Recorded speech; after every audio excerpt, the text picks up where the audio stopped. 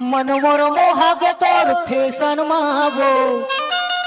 dialogue बात करे Hector मावो हेक्टर मा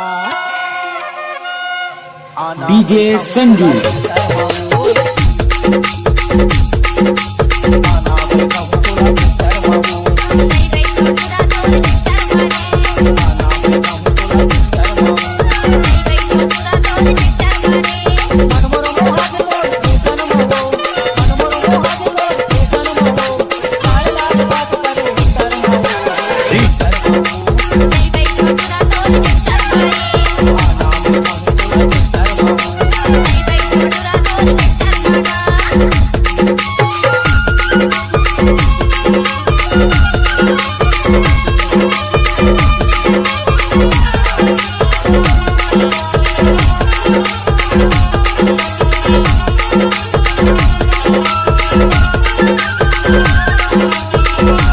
डीजे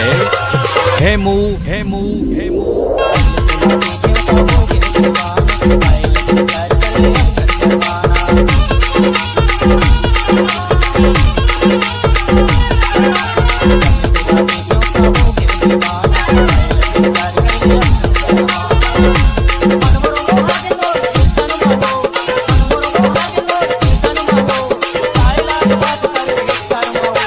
डीजे हेमू हेमू हेमू हेमू